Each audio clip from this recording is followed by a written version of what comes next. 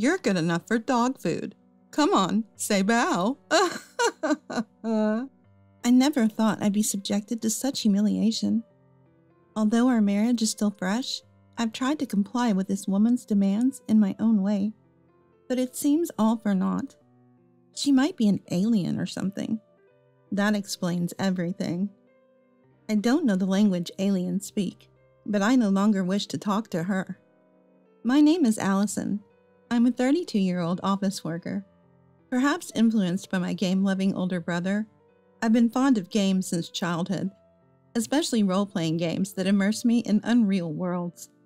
I've made many friends through social media, which I started a few years ago. One of them is my husband, Carmine. We both liked the same game and shared favorite characters and spells. When a new game came out, we'd go buy it together.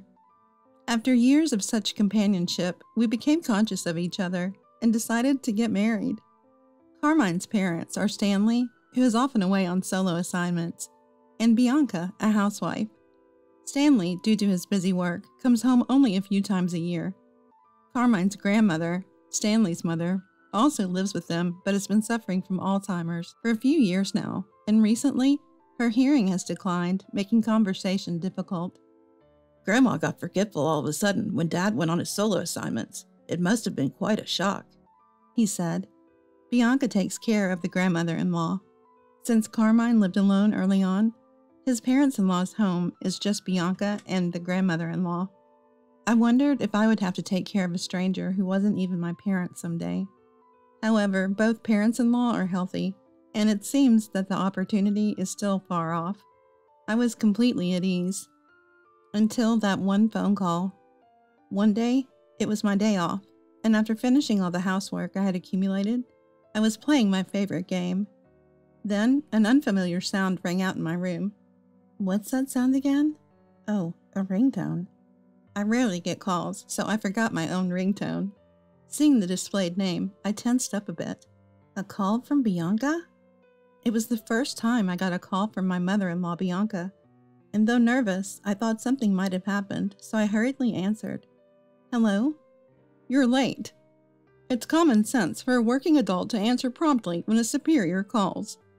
The sudden sarcasm made me instinctively want to hang up, but I refrained. Sorry, I'll be careful. So what can I do for you today? As if. You're free on your days off, right? Playing with that incomprehensible toy? Do some work. Fulfill your duties as Carmine's wife. Told to visit the parents-in-law's home on my next day off, Bianca hung up. After the call, I was in a daze for a while. Why must I be subjected to sarcasm from a call I rarely get? I thought about ignoring it, but she is Carmine's mother, after all. Maybe I'll just listen to what she has to say. I decided to think that way. Of course, I reported to Carmine that night. I'm really sorry. It's probably going to be a hassle, so you don't have to go. It was honestly comforting to hear Carmine say that. Still, it's infuriating. At times like this, there's a place I always go to after work. Hello? Oh, if it isn't Allison, something bothering you? Susan from the pottery school greets me with a smile and those words. I start with a light heart, but now I'm completely engrossed. Susan is about the same age as my grandma, but is still strong and willing to listen to my life problems. She's like a mom to everyone. Of course, pottery is fun, but I come here to talk to Susan. Listen to this, Susan. I got a rare call from Bianca, and it was a parade of sarcasm. You must be free, she said, or do your duty as a wife. I didn't expect to be told such outdated things. Susan always listens to my complaints without a frown. Just ignore that pointless Bianca. There's still such old-fashioned people around. People who say such things are often lenient with themselves. My son's wife is just like that. I may not be blessed with Bianca, but I'm surrounded by kind people. It naturally makes me want to try harder. On my next day off, I did as Bianca told me and headed to the parents-in-law's home. When I parked and headed to the entrance, Bianca was already standing on the porch. Oh, scary. I struggled to stay calm and greeted her. Good morning. The norm is to act 30 minutes earlier.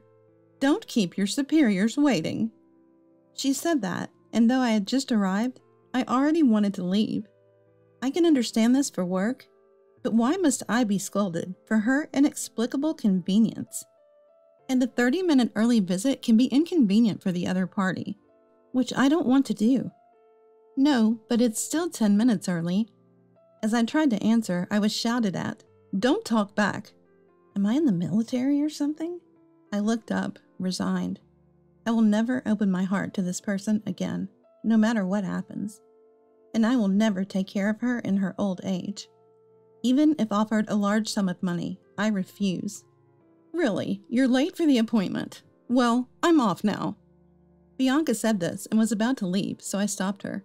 Wait a minute, you call me here without explanation, and I don't understand. Well, I'm going out until tonight, so you will have to come here on your days off from now on and do the housework. And take care of the person holed up in the back room too. After saying this, Bianca left in her car. I've never met someone so hard to communicate with. She seemed kind when I met her with Stanley and Carmine, but that wasn't the case at all. I thought about going back without doing anything to avoid being scolded again. But more than that, I hadn't met my grandmother-in-law yet. Bianca had told grandmother-in-law, but since she didn't understand, she decided on her own that I didn't need to attend the family wedding. By the way, we only had a simple meal and didn't have a wedding ceremony.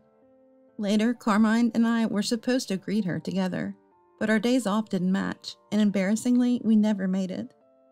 Excuse me. As I opened the entrance door, a shocking scene unfolded. Too dirty. It wasn't quite a garbage house, but it seemed to be a matter of time before it became one. The room was overflowing with things, and a mountain of laundry, washed or not, spread across the floor, and the kitchen sink was full of dishes. Dust had accumulated in the corners of the room, and it was visibly appalling. The last time I came, the room was clean and tidy. What on earth happened? This is too terrible. As I was thinking this, I heard noises from the back room. Ah, grandmother-in-law. Thinking I should greet grandmother-in-law, I went to the room. Excuse me. Oh, since the day Bianca called me, I've been going to the parents-in-law's home as told. I've come to understand that Bianca probably spends every day out and returns home late at night. She doesn't seem to take care of the house or grandmother-in-law at all, and while she arrogantly tells me to do my wife's duties, it's clear that Bianca isn't fulfilling any herself. Maybe she got carried away because I obediently listened. I'm relieved that Carmine, who always plays with toys, finally brought home a wife, but after all, a wife is a stranger. I guess you're a free housekeeper. I was loudly told that once. In this day and age, harassing a son's wife is just unacceptable.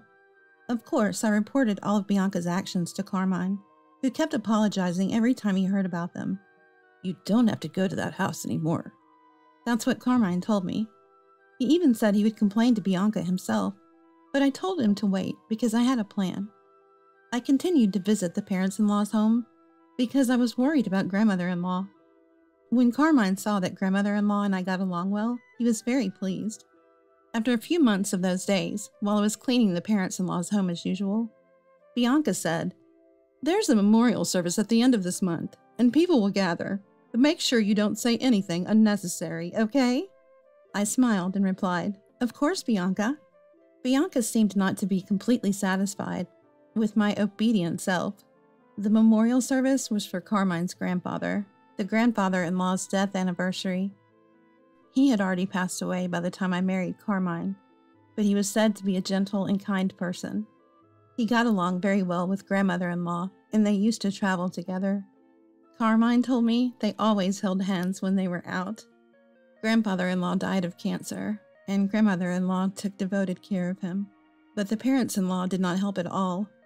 It's just unbelievable. There's a lot of preparation to do, so make sure you come early, okay? And I think you know what I mean. Bianca said that, and I cheerfully responded, "Yes, I'll act 30 minutes early." Yet she scolded me. "Your voice is too loud, be quiet." I thought about throwing the TV remote at her, but managed to hold back. "You can talk like that now, but just wait, get ready." I looked forward to the day of the memorial service. The long-awaited day of the memorial service. I was told to come 30 minutes early, but I went an hour early. Sure enough, it seemed to be an inconvenience, and Bianca, showing her true colors, came out of the entrance angry, saying, "You're too early. There's such a thing as too much." Honestly, when I saw her face, I thought she was a monster. I quickly cleaned the room and prepared the tables when I heard a cheerful male voice say, "Good morning." Heading to the entrance, I saw the staff from a famous local steakhouse standing there. I had been there once with Carmine, and the meat was tender and quite delicious. However, it's not kind to the wallet, so it's not a place I can often go to. As if saying I was fine, Bianca pushed me aside and began talking to the handsome staff in a slightly high voice. "Good morning. Nice weather today, isn't it? Oof-oo-foo." I saw someone say oof-oo-foo for the first time and went back to preparing. "Hey, hurry up and carry the food that arrived early," I heard Bianca's annoying voice. While thinking, yes, I headed to the kitchen. There I noticed something. Bianca, there's one meal short. Is this a mistake? Shall I call? When I said that, Bianca, with a mean smile, said this. "It's not a mistake. I never prepared a portion for you." I was stunned, never expecting to be treated like this. "After all, today people are gathering, and you, my son's wife, won't have time to eat. How shameless." Feeling like I had been called a greedy person, I finally felt indignant. Maybe because I didn't talk back, she felt good and said, "A housekeeper like you is good enough for dog food. Come on, say bow." Then she put the dog food left over from the dog they used to have in the parents-in-law's home in front of me. At that humiliating act, I couldn't help but laugh. I would never understand this woman, not in a lifetime. Because she must be an alien or something. I have no intention of talking to someone with whom I can't communicate. Thinking that, I shouted at Bianca in a language I didn't know, pretending to speak alien. And for a moment, Bianca's face showed a hint of fear at my sudden behavior. "What? Are you out of your mind? Are you mocking me?" "Yes, I guess so. I've been putting up with it for quite some time now. I don't like living in a house with someone as nasty as you. I don't know what you're upset about, but will you be satisfied if we get a divorce?" I won't allow a divorce. Then I'd have to hire another housekeeper. That would be a waste of money. With that, Bianca came at me, trying to grab me. "Stop it! How disgraceful!" Turning around, there stood Carmine and my father-in-law, Stanley, along with Stanley's brother and his wife, who lived far away. Bianca hadn't noticed them because of our argument, but it was already time for Carmine and the others to arrive. I don't know how long they had been watching, but Bianca became completely subdued, perhaps because Stanley intervened or from the shock. Then it was time for the priest to come to the house. The memorial service ended modestly, and it was time to eat, but grandmother-in-law stayed in her room, saying she wasn't feeling well. "I haven't eaten this in a while, but the steak here is really good." While Stanley said that, I was bustling around, bringing drinks and such. "Allison, come eat too. You don't need to do all this." "Thank you. Come over here." My aunt-in-law Cindy also called out kindly. "Thank you, but it seems there is no steak for me." I pretended to be dejected as I said that, and when Cindy asked, why?" I replied, "I can't possibly say it. Please ask Bianca." Cindy glared at Bianca, who might have been frightened by her gaze, and started saying something ridiculous. "Oh, I ordered the wrong number of steaks. I told Allison to eat my portion, but she declined, saying she was fine. I'm so lucky to have such a nice woman marry into the family." Bianca was sweating profusely, and her eyes were darting around. "Is that so?" Cindy looked at me worriedly. "Yes, that's right." Behind Cindy, I could see Bianca's face completely at ease. That face was so comical, I struggled to keep from laughing. Bianca is always so kind. She points out when I'm lacking social manners. Today, instead of steak, she prepared this for me. I said that and brought out the dog food Bianca had handed me from the kitchen. Bianca turned pale at my unexpected action. "What's going on? What have you done to my precious wife?" Carmine asked, but Bianca remained silent. In the quiet room, Stanley spoke up. "Well, you know, when in Rome, do as the Romans do, right? Allison is married now, so—" Stanley started joking, and Carmine looked like he was about to grab him, thinking it better to avoid an assault charge. I decided to call my ace in the hole. "Susan?" Everyone was surprised by my loud call. Then, from a back room, a cheerful voice replied, "Yes?" Out came Susan, grandmother-in-law.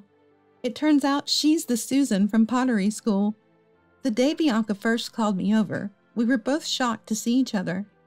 Never imagining that the grandmother-in-law would be Susan, we finished the housework at the parents-in-law's home together laughing.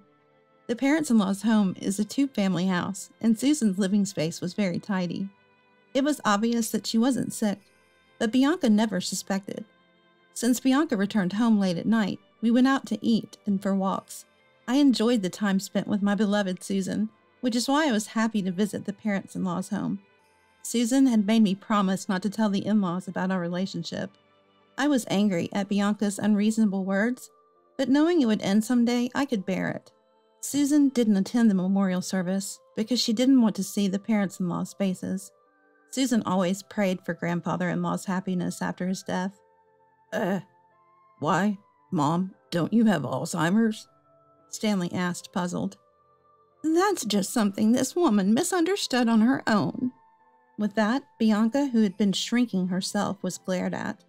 "I wanted to live alone with my husband, but right after getting married, you started living with us for the sake of he's your son, and you and your husband indulged in luxury with the money saved from rent." Susan said this, and Stanley looked uncomfortable.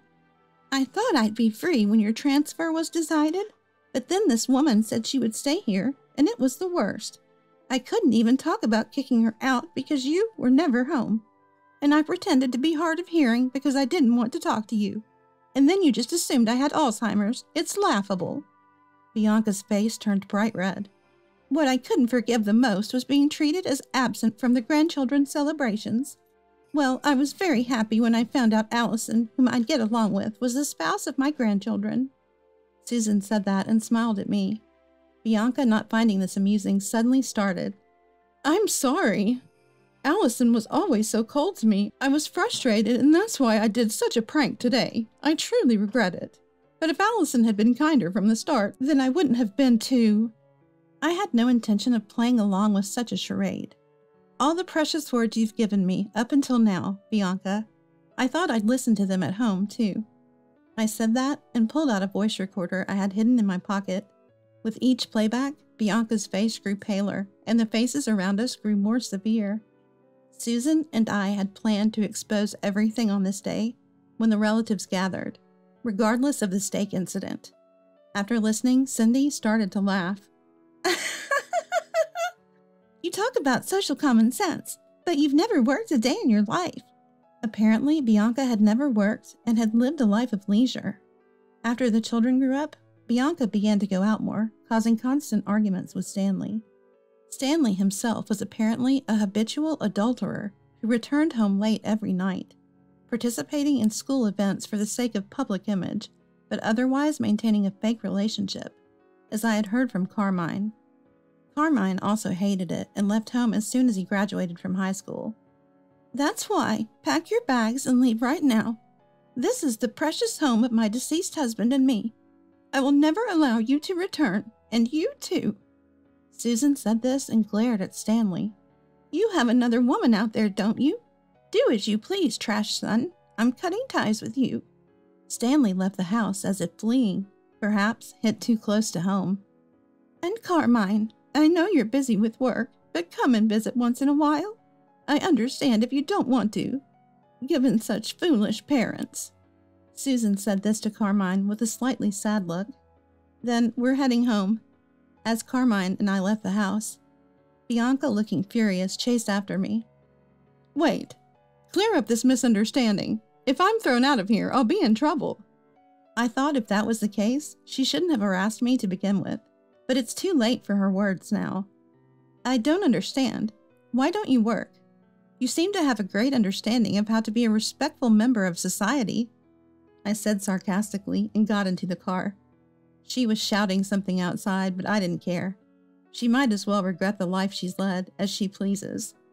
As for the former parents-in-law, after being kicked out of the parents-in-law's home, Bianca showed up at Stanley's place where he was working alone. But as Susan predicted, Stanley was already living with his mistress, and Bianca was quickly discarded. Furthermore, it turned out that Bianca had also been having an affair, and even worse, with a married man, and she was sued for damages by his wife. Since both our former parents-in-law had been unfaithful, the damages were sort of offset, but Bianca would likely continue to pay the mistress's husband. Stanley might lessen his burden if he sought damages from his mistress, but to me, they are strangers, and it doesn't matter anymore. They were a match in a way, despite the fake relationship I had heard about. Carmine has no lingering feelings for his former parents and intends never to see them again. I feel the same. As for us, we've decided to live in the parents-in-law's home where Susan lives. The house, once full of unpleasant memories, was transformed as we disposed of all the furniture Bianca had collected, and made significant changes to the interior, making it feel like a completely different home. Susan is surprisingly energetic for her age, but I'm more than willing to take care of her if she ever needs it. Furthermore, next year our family will be growing. I'm looking forward to living a happy life with my beloved family from now on.